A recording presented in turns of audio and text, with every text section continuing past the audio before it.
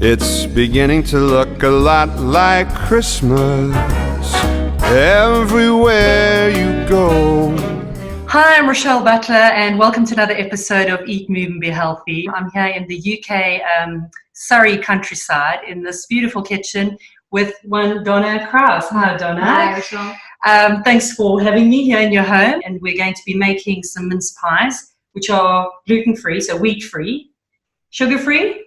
Well, sugar-free to a degree because there's still raisins in them and there's still natural sugars, but no processed sugars. No processed sugars. So that doesn't, and we have to correct here, sugar-free doesn't mean no sweet taste, right? Yes, there is exactly. That's exactly it. So flavors, so the sweetness is coming through from all the natural products, the raisins, the apples. So let's get into making the pastry. Yes. You're going to show us how to do that. So we touched on the gluten factor that gluten actually binds together flour. Sure. So because we're working with a number of different flours today, to make the pastry, I use almond flour, I use cassava flour, which is a root vegetable, and then my secret ingredient to that, to hold it all together, is actually gelatin. Oh, right. Okay. So good old gelatin that your jellies are made of actually is a great binder for free from baking. And because that often is what egg does in a recipe, doesn't it, as well? Okay, great. So we've got our gelatin binding everything there. What did you say the flours we're using here? So the flour we're using is almond flour. Okay. Or ground almonds. I just buy the regular ground almonds from the supermarket. You can buy almond flour from health stores. It's just a lot more, it's just a lot finer, and probably 3 times the price. So I always sort of try and stick to what's reasonably affordable.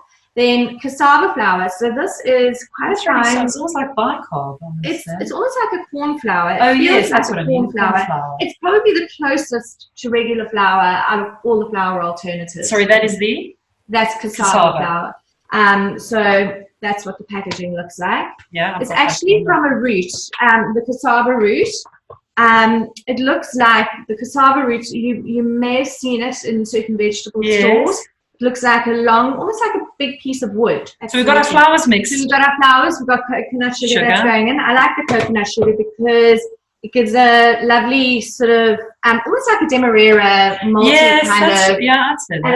And it's rough and texturized, which I enjoy. We have some coconut oil, 4 tablespoons of coconut oil, which I just put into there. That was quite nice. That you get a bit of subtle coconut flavor, but it doesn't overpower. I think we've had so much coconut over the years. We don't taste it anymore. Just a dash of vanilla extract. Extract. And then this, of course, is our the Great Lakes, the gelatin. Yes. So this is the gelatin. It's imported from. You can use a regular gelatin. Yeah. This obviously just is from pasture-raised cows and beef. So it's sort of is nutritionally a little bit better balanced. Yeah. I mean, it's very fine and it does definitely last. And you can do so much with it. Yeah. I mean, I use it in my baking. I make up little jelly sweets for my daughters. They love it. And I mean, it's great for sort of gut issues and that sort of thing as well. So nutritionally, it's really good for hair, good for nails, that kind of thing. Yeah. Then what I do is I just it. So it almost goes granularly. Yeah, I can see that. It already smells good, vanilla. Can you smell the vanilla? Yeah. Right, and then what we'll do is to activate the gelatin, we need to add boiling hot water, which I'll add to this, and then that's a cup, is it? And that's half a cup. Half a cup, sorry. And then let's look at that. Yeah, it's a bit of a sticky texture, but once the gelatin starts to sort of gel, it actually becomes a bit of a. Wow, that's proper. And we'll roll it out. Yeah. We'll roll it out with more cassava flour, and it'll dry up, and you'll see that it actually becomes quite pliable. Now that is something you don't normally get. No, I have to say. No, I've never achieved that. It's sort of, so it has this kind of, initially it has a sort of, how would you describe it? It's almost like a battery.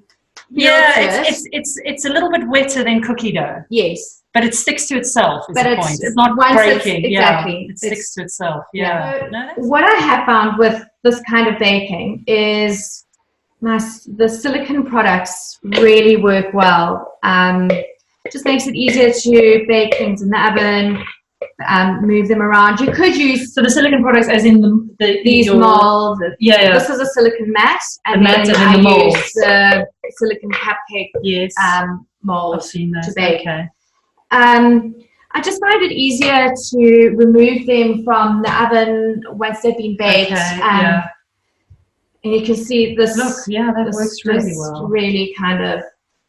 So this is a product called Well Bake. You can actually buy their products online. That's the mat, as well. is it? Yeah. That's the mat and the silicone molds that I'll use.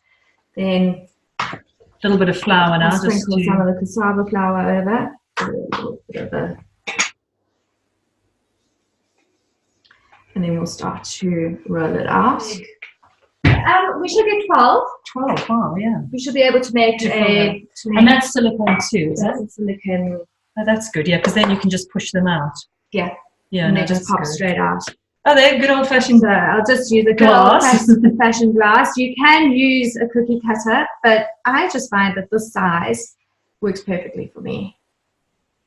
A few to spare. Yeah.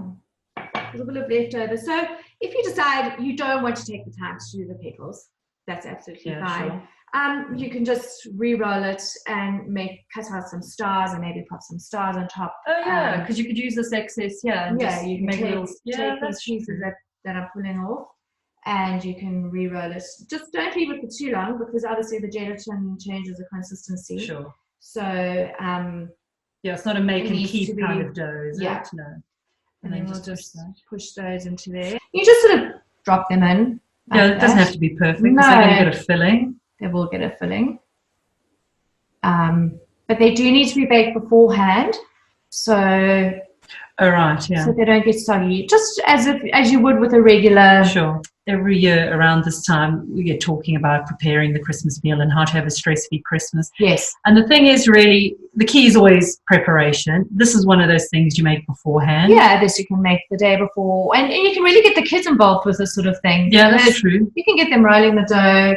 I mean, my children are a little bit older, so they're not also sold on that. The little ones would love this, yeah. And it's it doesn't have to be stylist perfect, ready for a photograph. No, it can just be a thing that you do with your children, sure. And maybe even become a bit of a tradition. Sure. I prick the bottom of these just before we bake them,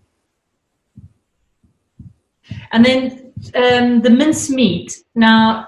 You can buy mincemeat, I know, but that seems like cheating, I guess, in the spirit of things. But again, it's so loaded with, it can be loaded with preservatives. I mean, I always question, if something can sit on a shelf for a year, then what has it got in it? You know? Yeah, you got to question. I mean, mayonnaise for me is the best one. I mean, mayonnaise I think has a lifespan of about 2 years, and it should be made with raw eggs. Yeah, so it shouldn't have a lifespan of that long. So I always question what has gone into it and what preservatives are in it. Now, this is one of the things why I've often stayed away from mince pies, because I don't like the heavy alcohol content. So that you can control, that's it. When you're making your own, you can actually flavor it according to how you want it. So if you don't want alcohol, you obviously don't put alcohol in. I would then just suggest maybe putting in a little bit of extra orange juice, a little bit of orange rind. Just to, because you need something to soften, and also just the raisins, just to bring in the idea of Christmas. Yes, that's it. So it's not sort of a thing of sort of pastry with raisins in it. Sure. Just to really bring on the Christmas flavoring. Okay, great. So let's bake these. So they go in. How long do those go in for? They go in for 20 minutes. Okay. Okay, so we've put the pastry in to cook for 20 minutes, you say, and then now we're going to do these apple. what are we calling them? Apple roses? Well, these are sort of apple leaves that go on top. So instead of having another layer of pastry on the top. Oh, that's what the typical mince pie is, sure. Yes, which I think is what actually turns a lot of people off a mince pie, because a lot of people don't enjoy loads of pastry for their mince pie. So what I do is I just cut the apple in half. And what apples are you using? Whatever you want? I'm using Pink Lady. Pink Lady. Because their color just looks so gorgeous, and they maintain their shape while they're cooking. So okay. And I just use my apple corer to remove the pips.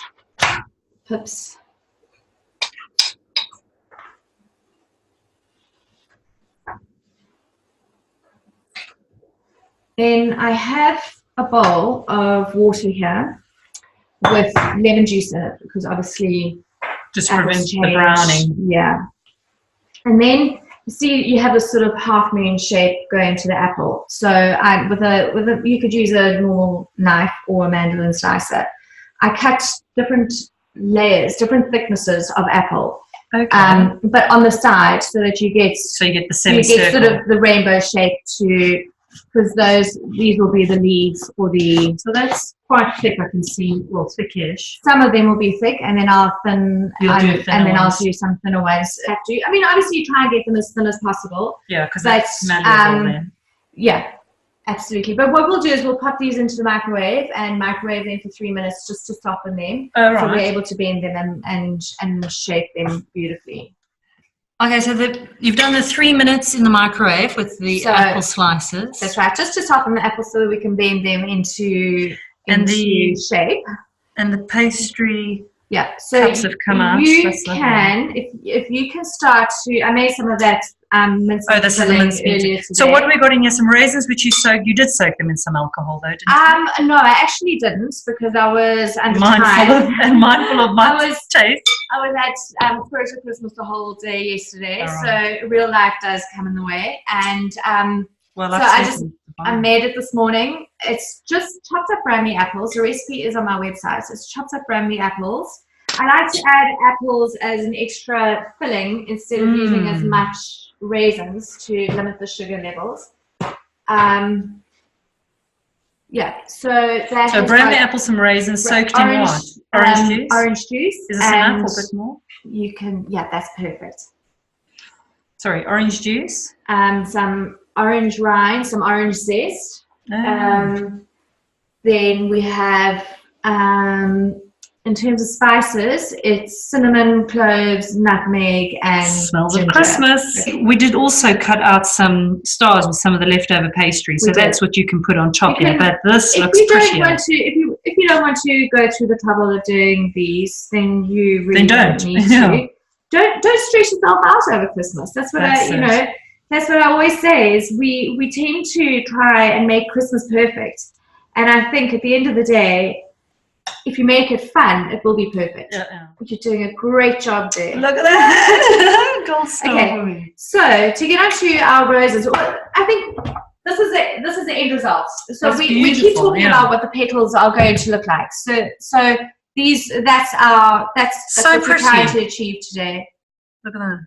So pretty. That looks super like celebrity chef like. Do you think? Well, you'll see how easy it is. So we've got different thicknesses of our apple slices here, and I like to take the slightly thicker ones and use them around the edge. So you're pushing it between and you just push it between the filling and the pastry, and you sort of wedge it down. And sorry, that's the thicker slices. These are the thicker slices. Okay. And then find a thinner one, and where you just sort of create little petals. You just create a rose. Yeah, and wherever there's a join. And the filling is pushing through, which looks nice too. Yeah, so I'll just grab a teaspoon, and then I just sort of wedge it. The filling holds it, so there's not really. It's just sort of a balancing act. And then I'll get a really thin one, and I'll roll it in my finger like that.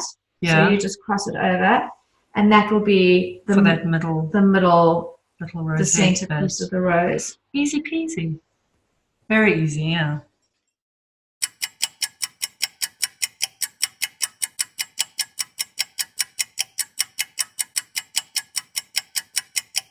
Okay, so there they are, our creations. There we have them. Look how cool. I love that. You know, I know I did this one because it's by the stars. And I remember mine snapped and I thought, oh, that's not going to work. But look, it's still, it curled, the edge curled, it worked out. And then you'll see, even though they're still quite soft, they come straight out of don't they? Straight out of the mold, and that is so pretty. Well, that's it. And then the ones with the stars. Let's get that on. That's crisped beautifully as well, isn't it? Absolutely perfectly. Wow. The photo is what I saw and I thought, no way. You challenged me on that. Yeah, I did, but that's exactly what they look like. There, like mine even. It looks exactly like that. So thanks so much for sharing. The best way to get hold of me is on Instagram. Yeah. Send me a direct message, and I always try and get back to people, especially when it comes to the baking related questions, because I know how tough it is. Well, I think what we did today looks fairly standard and foolproof. I stood with you the whole way, so I saw you did. You saw that there was nothing fancy involved. No trickery going on. There was no trickery. Thanks so much, Donna, and we'll definitely chat to you again. We'll be doing some more, I think, on free from cooking again. Perfect. So allergy cleansing. Thanks so much. It's beginning to look a lot like Christmas everywhere you go. Take a look in the 5 and 10, glistening once again with candy canes and silver lanes aglow. It's beginning.